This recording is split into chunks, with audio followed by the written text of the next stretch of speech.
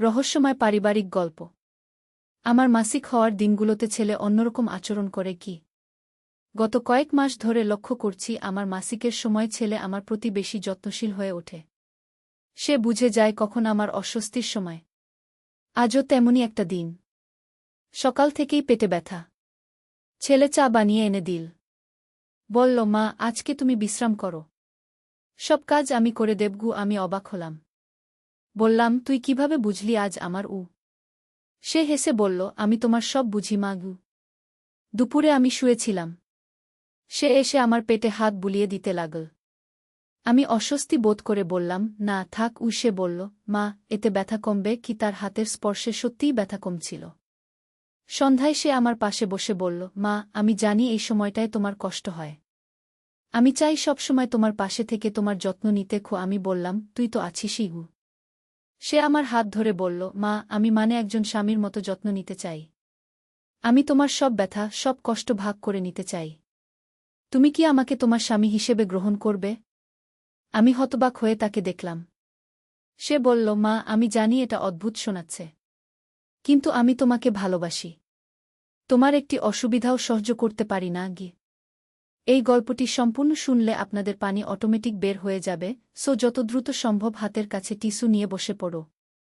বিছানার চাদর যেন নষ্ট না হয় সেটা সম্পূর্ণ খেয়াল রাখার অনুরোধ জানিয়ে গল্পটি এখন শুরু করব। তার আগে সর্বশেষ অনুরোধ, দয়া করে এমন পানি বের করার গল্প নিয়মিত শুনতে আমাদের চ্যানেলটি সকলেই সাবস্ক্রাইব করুন। ধন্যবাদ। হ্যালো বন্ধুরা, আমার নাম রীতা দাস। আমার বয়স ৪৪ বছর। আমার স্বামীর নাম করিম উদ্দিন, বয়স ৪৭ বছর। আমাদের ২ সন্তান, রাহুল আর সুমি। রাহুল ২১ বছর বয়সী, ভার্সিটিতে পড়ে। সুমি ১৪ বছর বয়সী, স্কুলে যায়। গত সপ্তাহের ঘটনাটা আমি কিছুতেই ভুলতে পারছি না। সেদিন রাহুল আমাকে বলল, মা, তোমার জন্য একটা বিশেষ উপহার এনেছি। আমি বললাম, কি উপহার? সে বলল, চোখ বন্ধ করে রাখো। আমি চোখ বন্ধ করে রাখলাম। সে আমার হাতে কিছু একটা রাখল। খুব নরম, কিন্তু একটু ভেজা ভেজা লাগছিল। আমি চোখ খুলে দেখলাম একটা ছোট্ট তোয়ালে। আমি বললাম, এইটা কেন? সে বলল, মা, আমি জানি তোমার মাসিকের সময় অনেক সমস্যা হয়।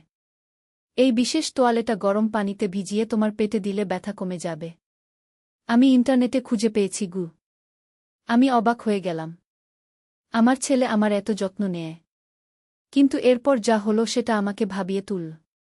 পরের দিন সকালে রাহুল আমার রুমে এসে বলল, মা, আজ তোমার কেমন লাগছে? আমি একটা বিশেষ চা বানিয়েছি। চায়ের স্বাদ অদ্ভুত লাগছিল।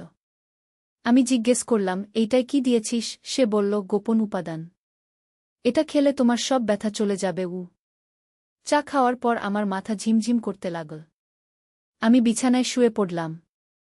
রাহুল এসে বলল, মা, আমি তোমার পায়ে মালিশ করে দিচ্ছি। তার হাত পায়ে লাগতেই আমার গা শিউরে উঠল। আমি বললাম, না রাহুল, আমার ভালো লাগছে না। কিন্তু সে বলল, মা, এইটা তোমার জন্য ভালো। তুমি আমাকে বিশ্বাস করো। সেই রাতে আমি জেগে উঠলাম একটা আওয়াজে। দেখলাম রাহুল আমার রুমের দরজার কাছে দাঁড়িয়ে আছে। আমি ভয় পেয়ে গেলাম। বললাম, কি হয়েছে রাহুল? সে এগিয়ে এসে বলল, মা, আমি তোমার কাছে একটা কথা বলবো। আমি তোমাকে খুব ভালোবাসি, কিন্তু এই ভালোবাসাটা সাধারণ মায়ের প্রতি ছেলের ভালোবাসার মতো নয়। আমার হৃৎপিণ্ড থেমে যাওয়ার মতো অবস্থা। আমি বললাম, তুই কি বলতে চাইছিস? সে বলল, মা, আমি জানি এটা ভুল শোনাবে, কিন্তু আমি তোমাকে একজন নারী হিসেবে দেখি। তোমার প্রতি আমার অনুভূতি একজন প্রেমিকের মতো। আমি চিৎকার করে উঠতে যাচ্ছিলাম, কিন্তু সে আমার মুখে হাত চাপা দিল। বলল, মা, চিৎকার করো না। আমি তোমার কোনো ক্ষতি করব না। আমি শুধু তোমাকে ভালোবাসি। আমি তার হাত সরিয়ে দিয়ে বললাম, রাহুল, তুই পাগল হয়ে গেছিস। আমি তোর মা। তুই আমার ছেলে। সে বলল, মা, আমি জানি এটা সমাজের নিয়মে ভুল, কিন্তু ভালোবাসার কোনো নিয়ম নেই। আমি তোমার সাথে একটা নতুন জীবন শুরু করতে চাই। আমি ভয়ে কাঁপতে লাগলাম। বললাম, তুই আমার ঘর থেকে বের হয়ে যাগ। কিন্তু সে বলল, মা, তুমি আমার কথা ভেবে দেখো। বাবা তো সবসময় বাইরে থাকে। আমি তোমার সব যত্ন নিতে পারি, তোমাকে খুশি রাখতে পারি। আমি কিছুতেই বুঝতে পারছিলাম না কি করব। হঠাৎ রাহুল আমার কাছে এসে বলল, মা, আমি তোমার হাত ধরতে পারি? আমি বললাম, না, তুই আমার কাছ থেকে দূরে থাক। কিন্তু সে আমার হাত ধরে ফেল। আমি টের পেলাম তার হাত কাঁপছে। সে বলল, মা, আমি তোমার কাছে এসেছি কারণ আমি তোমাকে বিশ্বাস করি। তুমি ছাড়া আমার কেউ নেই। হঠাৎ করে সুমি রুমে ঢুকল। সে বলল, মা, কি হয়েছে? তুমি কাঁদছ কেন? রাহুল আমার হাত ছেড়ে দিয়ে বলল, কিছু না সুমি, মায়ের পেট ব্যথা করছিল। সুমি বলল, মা, তুমি ডাক্তারের কাছে যাবে না কেন? আমি বললাম, যাব বাবা, কাল যাব। রাহুল চলে যাওয়ার পর আমি সুমিকে জড়িয়ে ধরলাম। সুমি বলল, মা, তুমি ঠিক আছো তো? তোমাকে খুব চিন্তিত লাগছে গি। আমি বললাম, হ্যাঁ বাবা, আমি ঠিক আছি। কিন্তু আমি জানতাম আমি মোটেই ঠিক নেই। আমার নিজের ছেলে আমার প্রতি এমন অনুভূতি পোষণ করে। এটা কি করে সম্ভব? পরের দিন সকালে আমি রাহুলের সাথে কথা বলার সিদ্ধান্ত নিলাম। আমি তাকে ডেকে বললাম, রাহুল, গতকাল তুই যা বলেছিস সেটা নিয়ে আমাদের কথা বলতে হবে। সে বলল, মা, আমি জানি তুমি রাগ করেছ। কিন্তু আমি আমার মনের কথা বলেছি গি। আমি বললাম, রাহুল, এই অনুভূতিটা ভুল। তুই আমার ছেলে, আমি তোর মা। আমাদের মধ্যে এই ধরনের সম্পর্ক হতে পারে না গি। সে বলল, কিন্তু মা, আমি কি করব? আমার মন তো আমার কন্ট্রোলে নেই গি। আমি বললাম, তুই একজন সাইকোলজিস্টের কাছে যাবি। এই সমস্যার সমাধান আছে গি। সে বলল, মা, আমি কারো কাছে যেতে চাই না। আমি শুধু তোমার সাথেই এই বিষয়ে কথা বলতে চাই। আমি বললাম, না রাহুল, এটা আর চলতে পারে না গি। হঠাৎ করে আমার স্বামী করিম ঘরে ঢুকল। সে বলল, কি হয়েছে? তোমরা এত জোরে কথা বলছো কেন? আমি কিছু বলতে পারলাম না। রাহুল বলল, কিছু না বাবা, মায়ের সাথে পড়াশোনা নিয়ে কথা হচ্ছিল। করিম বলল, ও তাহলে ঠিক আছে গি। কিন্তু আমি জানতাম এটা ঠিক নেই। আমাকে কিছু করতে হবে। সেই রাতে আমি করিমের কাছে সব কিছু বলার সিদ্ধান্ত নিলাম। কিন্তু কি করে বলবো? আমার নিজের স্বামীকে বলব যে আমার ছেলে আমার প্রতি অস্বাভাবিক অনুভূতি পোষণ করে? আমি করিমকে বললাম, তুমি রাহুলের আচরণে কিছু অস্বাভাবিকতা লক্ষ্য করেছ? সে বলল, না তো, সে তো খুব ভালো ছেলে। তোমার সব যত্ন নেয়। আমি বললাম, হ্যাঁ, কিন্তু সেই যত্নটা একটু বেশি মনে হয় না তোমার? করিম বলল, না, এতে সমস্যা কি? ছেলে মায়ের যত্ন নিবে, এটাই তো স্বাভাবিক। আমি আর কিছু বলতে পারলাম না। পরের কয়েকদিন আমি রাহুলকে এড়িয়ে চলার চেষ্টা করলাম। কিন্তু সে বারবার আমার কাছে আসছিল। একদিন সে আমাকে বলল, মা, তুমি আমাকে এড়িয়ে চলছ কেন? আমি বললাম, আমি এড়াচ্ছি না গি। সে বলল, মা, আমি বুঝতে পারছি। তুমি আমার সাথে স্বাভাবিক আচরণ করছো না গি। আমি বললাম, রাহুল, তুই যা বলেছিস সেটার পর আমি কি করে স্বাভাবিক থাকব? সে কাছে এসে বলল, মা, আমি তোমাকে কষ্ট দিতে চাই না। কিন্তু আমার মনের কথাটা বলে ফেলেছি। এখন আমি কি করব? আমি বললাম, তুই এই বিশ্বাসটা ভুলে যা গু। সে বলল, কি করে ভুলব মা? এটা তো আমার হৃদয়ের কথা গিউ। হঠাৎ করে আমার মনে হল রাহুল হয়তো সত্যিই মানসিক কোনো সমস্যায় ভুগছে। আমি বললাম, রাহুল, তুই কি স্বপ্নে কিছু দেখিস? সে বলল, হ্যাঁ মা, আমি স্বপ্নে তোমাকে দেখি। কিন্তু সেই স্বপ্নগুলো আমি তার কথা বন্ধ করে দিয়ে বললাম, থাম, আর বলিস না গে। কিন্তু সে বলল, মা, আমি তোমার সাথে এই স্বপ্নগুলো শেয়ার করতে চাই। আমি বললাম, না রাহুল, এসব কথা আমি শুনতে চাই না গি। সে বলল, কিন্তু মা, আমি কার সাথে এই কথাগুলো বলবো? আমি বুঝতে পারলাম রাহুলের সত্যিই সাহায্য দরকার। আমি বললাম, রাহুল, আমি তোর জন্য একজন ভালো ডাক্তারের ব্যবস্থা করব। সে বলল, না মা, আমি কোনো ডাক্তারের কাছে যেতে চাই না গি। আমি বললাম, তাহলে তুই কি চাইস? সে বলল, আমি চাই তুমি আমার কথাগুলো শুনো। আমি চাই তুমি আমাকে বুঝতে চেষ্টা করো। আমি দীর্ঘশ্বাস ফেলে বললাম, ঠিক আছে, বল। সে বলতে শুরু করল, মা, আমি যখন ছোট ছিলাম তখন থেকেই তোমার প্রতি একটা বিশেষ অনুভূতি ছিল। কিন্তু তখন আমি বুঝতে পারিনি এটা কী গু। আমি বললাম, এটা স্বাভাবিক রাহুল। সব ছেলেই মায়ের প্রতি ভালোবাসা অনুভব করে কি? সে বলল, না মা, এটা সেই ভালোবাসা নয়। এটা অন্যরকম আমার মনে হচ্ছিল আমি একটা অন্ধকার জগতে হারিয়ে যাচ্ছি। হঠাৎ করে দরজায় কড়া নাড়ার শব্দ হল। আমি গিয়ে দরজা খুললাম। দেখি আমাদের পাশের বাড়ির আন্টি। তিনি বললেন, রিতা, তোমার সাথে জরুরি কথা আছে গু। আমি বললাম, আসুন আন্টি গু। তিনি ভেতরে এসে বসলেন।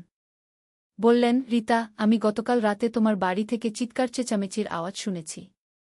সব ঠিক তো? আমি বললাম, হ্যাঁ আন্টি, সব ঠিক। তিনি বললেন, না রিতা, আমি তোমার গলার আওয়াজ চিনি। তুমি কান্নাকাটি করছিলে। আমি আর লুকাতে পারলাম না। আমি কেঁদে ফেললাম। আন্টি বললেন, কি হয়েছে বলতো? আমি সব কিছু বলে ফেললাম। আন্টি শুনে হতবাক হয়ে গেলেন।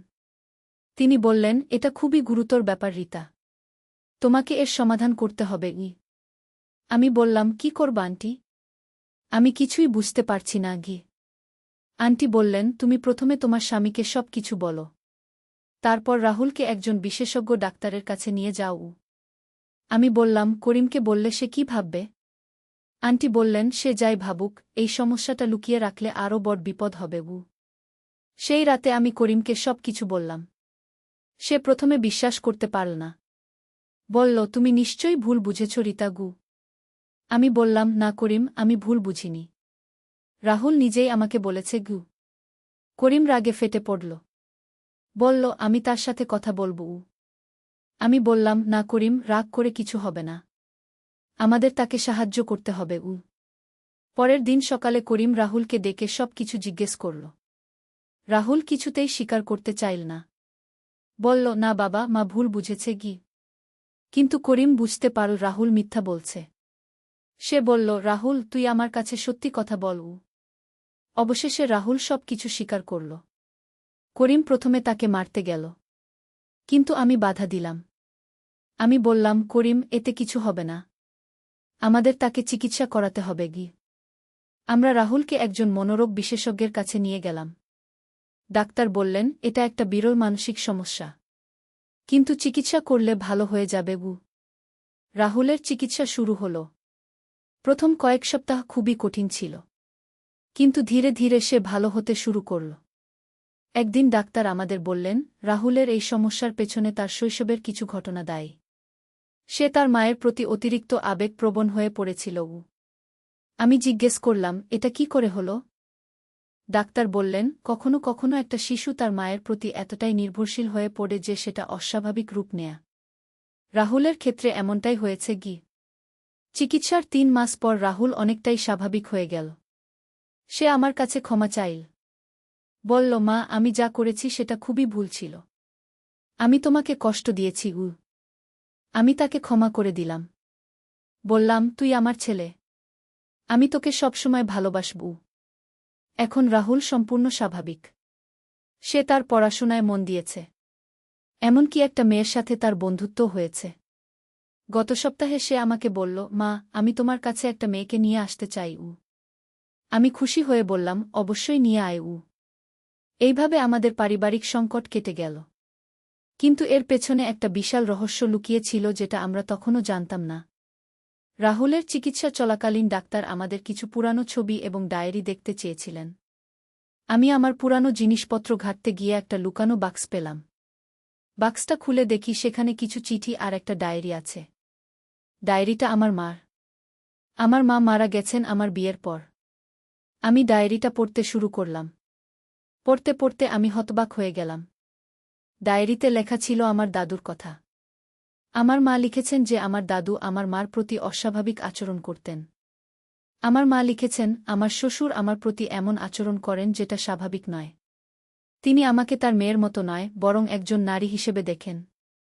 আমি খুবই অস্বস্তি বোধ করি। আরও পড়তে লাগলাম। মা লিখেছেন, আজ তিনি আমার হাত ধরে বললেন, তুমি আমার ছেলের চেয়ে আমার বেশি প্রিয়। আমি ভয় পেয়ে গেছি। আমি বুঝতে পারলাম এটা আমাদের পারিবারিক একটা সমস্যা। হয়তো বংশগতভাবে এই সমস্যাটা চলে আসছে। আমি ডাক্তারকে এই ডায়েরির কথা বললাম। তিনি বললেন, এটা খুবই গুরুত্বপূর্ণ তথ্য। কখনো কখনো এই ধরনের আচরণগত সমস্যা বংশগতভাবে চলে আসে। তিনি আরও বললেন, আপনার ছেলের চিকিৎসায় এই তথ্যটা খুব কাজে লাগবে। আমি করিমকে এই ব্যাপারটা বললাম। সে বলল, মানে তোমার দাদু এমন ছিলেন? আমি বললাম, হ্যাঁ, মনে হচ্ছে এটা আমাদের পরিবারে একটা সমস্যা। করিম বলল, তাহলে সুমির ব্যাপারেও সতর্ক থাকতে হবে। আমি বললাম, সুমি তো মেয়ে। করিম বলল, তবুও। কারণ এই ধরনের সমস্যা যেকোনোভাবে প্রকাশ পেতে পারে। পরের দিন আমি সুমির সাথে বসে কথা বললাম। আমি তাকে জিজ্ঞেস করলাম, সুমি, তোর মনে কোনো অস্বাভাবিক চিন্তা আসে? সুমি বলল, কি ধরনের অস্বাভাবিক চিন্তা মা? আমি বললাম, মানে তুই কি কখনো এমন কিছু ভাবিস যেটা তোর ভাবা উচিত নয়? সুমি একটু চুপ করে থেকে বলল, মা, আমি কখনো কখনো বড় ভাইয়ের সাথে বিয়ে করার স্বপ্ন দেখি গু। আমার মাথায় বজ্রপাত হল। আমি বললাম, কি বলছিস তুই? সুমি বলল, মা, আমি জানি এটা ভুল। কিন্তু আমি রাহুল ভাইকে খুব ভালোবাসি। তার মতো ছেলেকে আমি বিয়ে করতে চাই। আমি বুঝতে পারলাম সুমির মধ্যেও এই সমস্যার লক্ষণ দেখা দিয়েছে। আমি তৎক্ষণাৎ ডাক্তারকে ফোন করলাম। ডাক্তার বললেন, আপনি সুমিকেও নিয়ে আসুন। আমাদের তার সাথেও কথা বলতে হবে। পরের দিন আমি সুমিকে ডাক্তারের কাছে নিয়ে গেলাম। ডাক্তার তার সাথে অনেক কথা বললেন। কথা শেষে ডাক্তার আমাকে বললেন, সুমির মধ্যেও একই ধরনের সমস্যা দেখা দিয়েছে। তবে তার ক্ষেত্রে এটা ভাইয়ের প্রতি আকর্ষণ। আমি জিজ্ঞেস করলাম, এটা কি করে সম্ভব? ডাক্তার বললেন, এই ধরনের সমস্যা পারিবারিকভাবে চলে আসতে পারে। আপনার পরিবারে এই জিনগত সমস্যাটা রয়েছে কি? তিনি আরও বললেন, তবে চিন্তার কিছু নেই। সুমির বয়স কম, তাই তার চিকিৎসা করা সহজ হবে। সুমির চিকিৎসাও শুরু হল। দুই ভাইবোনের চিকিৎসা চলতে লাগল একসাথে। এদিকে আমি আরও অনুসন্ধান করতে থাকলাম আমাদের পারিবারিক ইতিহাস নিয়ে। আমি আমার নানির কাছে গেলাম। নানি এখনও জীবিত, বয়স ৯০ বছর। আমি নানিকে জিজ্ঞেস করলাম, নানি, আমাদের পরিবারে কি কোনো অস্বাভাবিক ঘটনা ঘটেছিল? নানি প্রথমে কিছু বলতে চাইলেন না। পরে বললেন, কেন জিজ্ঞেস করছিস? আমি সব কিছু বললাম। নানি শুনে খুবই দুঃখ পেলেন। বললেন, হ্যাঁ রীতা, আমাদের পরিবারে এই সমস্যাটা বংশ পরম্পরায় চলে আসছে। নানি বলতে লাগলেন, তোর দাদার বাবাও এমন ছিলেন। তিনি তার বউয়ের প্রতি অস্বাভাবিক আচরণ করতেন।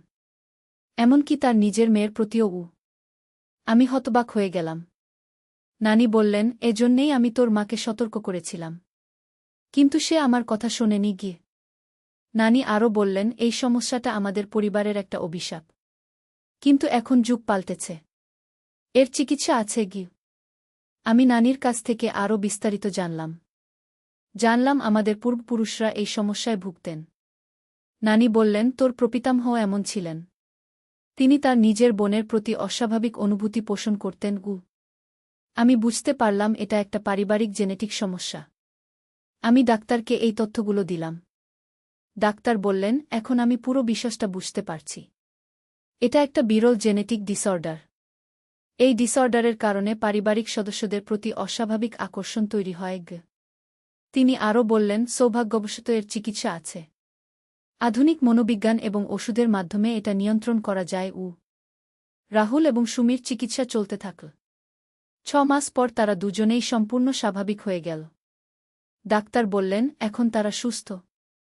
তবে নিয়মিত ফলোআপ করতে হবে। আমি জিজ্ঞেস করলাম, ভবিষ্যতে তাদের কোনো সমস্যা হবে না তো? ডাক্তার বললেন, না, চিকিৎসার পর সাধারণত এই সমস্যা আর ফিরে আসে না। এখন আমাদের পরিবার সম্পূর্ণ স্বাভাবিক। রাহুল তার পড়াশোনা শেষ করে একটা ভালো চাকরি পেয়েছে। তার একটা প্রেমিকাও আছে। সুমিও এখন খুব স্বাভাবিক জীবনযাপন করছে। সে তার পড়াশোনায় মন দিয়েছে। গত মাসে রাহুল আমাদের কাছে একটা মেয়েকে নিয়ে এসেছে। বলেছে সে তাকে বিয়ে করতে চায়। মেয়েটা খুবই ভালো। আমি খুশি হয়ে বলেছি, আমাদের কোনো আপত্তি নেই। রাহুল বলেছে, মা, আমি তোমাকে ধন্যবাদ দিতে চাই। তুমি আমার সবচেয়ে কঠিন সময়ে আমার পাশে ছিলে। আমি বলেছি, তুই আমার সন্তান। আমি সবসময় তোর পাশে থাকব। সুমিও এখন তার ভবিষ্যৎ নিয়ে স্বপ্ন দেখে। সে ডাক্তার হতে চায়। বলে, মা, আমি মানসিক রোগের ডাক্তার হব, যাতে আমাদের মতো পরিবারগুলোকে সাহায্য করতে পারি। আমি বলেছি, খুব ভালো সিদ্ধান্ত। করিমও এই পুরো ঘটনার পর অনেক পরিবর্তন এসেছে। সে এখন পরিবারের সাথে বেশি সময় কাটায়। গতকাল সন্ধ্যায় আমরা সবাই একসাথে বসে টিভি দেখছিলাম। হঠাৎ একটা পারিবারিক নাটক দেখাচ্ছিল যেখানে অনুরূপ একটা সমস্যার কথা বলা হচ্ছিল। রাহুল বলল, মা, দেখো, এই পরিবারটাও আমাদের মতো সমস্যায় পড়েছে। সুমি বলল, হ্যাঁ, কিন্তু তারা চিকিৎসা নিচ্ছে না। এজন্যেই তাদের সমস্যা বাড়ছে। আমি বললাম, আমরা সময়মতো পদক্ষেপ নিয়েছিলাম বলেই আজ আমাদের পরিবার ঠিক আছে। করিম বলল, হ্যাঁ, এবং এই অভিজ্ঞতা থেকে আমরা অনেক কিছু শিখেছি। আমি এখন বুঝতে পারি যে যেকোনো সমস্যার সমাধান আছে। শুধু সময়মতো সাহায্য চাইতে হয় এবং ধৈর্য রাখতে হয়। আমাদের পরিবারের এই সংকট কেটে যাওয়ার পর আমি অনেক মানুষকে সাহায্য করেছি। আমাদের এলাকার অনেক পরিবারই এই ধরনের সমস্যায় ভুগছিল। আমি তাদের সঠিক ডাক্তারের কাছে যেতে সাহায্য করেছি। আমার মনে হয় এই কঠিন অভিজ্ঞতার একটা ইতিবাচক দিক হল আমি অন্যদের সাহায্য করতে পারছি। গত সপ্তাহে একজন মহিলা আমার কাছে এসেছিলেন। তার ছেলেও একই ধরনের সমস্যায় ভুগছিল। আমি তাকে আমাদের ডাক্তারের কাছে নিয়ে গিয়েছিলাম। আজ তিনি আমাকে ধন্যবাদ দিয়ে বললেন, রিতা, তোমার সাহায্যে আমার ছেলে এখন সুস্থ। আমি বললাম, এতে ধন্যবাদের কিছু নেই। আমরা সবাই একে অপরের সাহায্য করব। আমি এখন বুঝতে পারি যে জীবনে যত কঠিন সমস্যাই আসুক না কেন, ধৈর্য এবং সঠিক পদক্ষেপের মাধ্যমে সব সমাধান করা যায়। আমার পরিবার এখন সম্পূর্ণ স্বাভাবিক এবং খুশি। আমাদের মধ্যে এখন কোনো লুকোছাপা নেই। সবাই সবার সাথে খোলাখুলি কথা বলি। আমি প্রতিদিন ভগবানের কাছে কৃতজ্ঞতা প্রকাশ করি যে তিনি আমাদের এই কঠিন সময়ে শক্তি দিয়েছেন এবং সঠিক সমাধানের পথ দেখিয়েছেন। আজ যখন আমি এই পুরো ঘটনার কথা ভাবি, মনে হয় এটা একটা স্বপ্ন ছিল। কিন্তু এটা বাস্তব ছিল এবং আমরা সেটা মোকাবেলা করে এসেছি। আমার মনে হয় প্রতিটা পরিবারেরই কোনো না কোনো গোপন সমস্যা থাকে। গুরুত্বপূর্ণ বিষয় হল সেই সমস্যাগুলো লুকিয়ে না রেখে সঠিক সময়ে সমাধানের চেষ্টা করা। আমাদের গল্পের মাধ্যমে আমি সবাইকে বলতে চাই যে কোনো সমস্যাই এতটা বড় নয় যার সমাধান নেই। শুধু সাহস এবং ধৈর্যের প্রয়োজন।